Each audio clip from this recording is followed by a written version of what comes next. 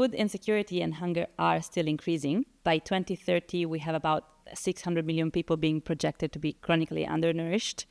And the latest FAO report this year, looking at the finance and investments going into the sector, it's pretty clear that this is not enough to be able to address that gap and reach SDG 2 zero hunger. In addition, we have a situation in which public finance ODA is decreasing, and generally we have tightening fiscal budgets across developed and developing countries, geopolitical context that don't get me started on.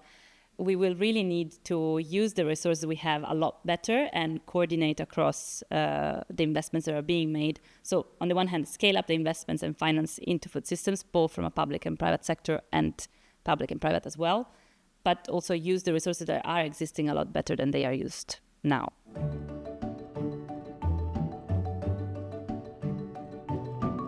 So we've approached the question of how to finance sustainable food systems already quite a few years ago. And we've done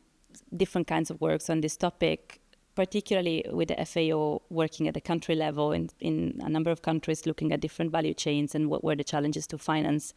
channel finance and investments into those value chains, how to identify those that were more impactful, that could really kind of shift the balance towards more sustainable food systems, and not just,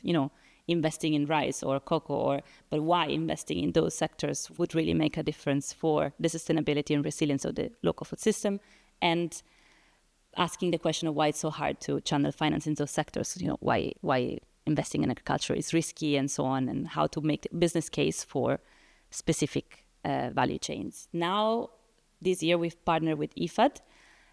to elevate that conversation on finance and investments for sustainable food systems in different fora. So we've organized 3 events, 2 in Rome and 1 in Brussels, bringing together different actors to talk about this topic and kind of sharing perspectives and thinking of ways forward to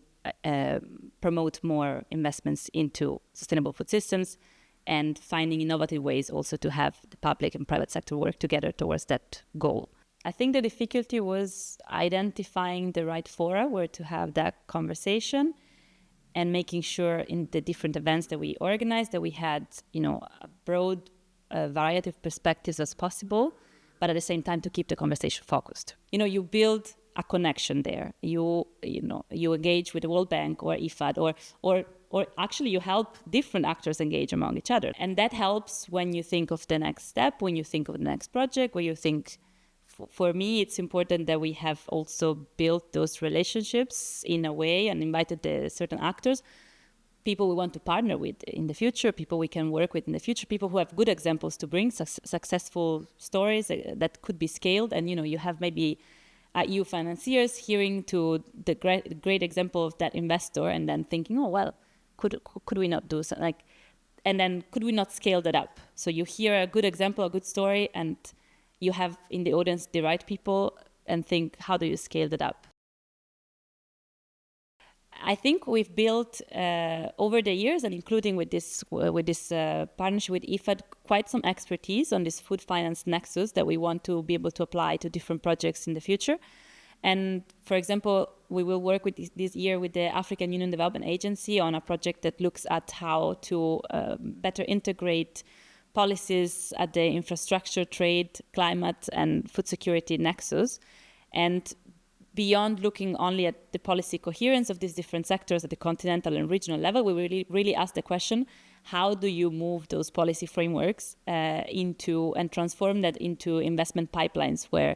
different financiers can come in and actually put in money into corridors that are more climate resilient and food sensitive. So I think the work that we've done this year with IFAD will really help us in the next phase, and we can build on that expertise and those networks and the partnerships that we have created over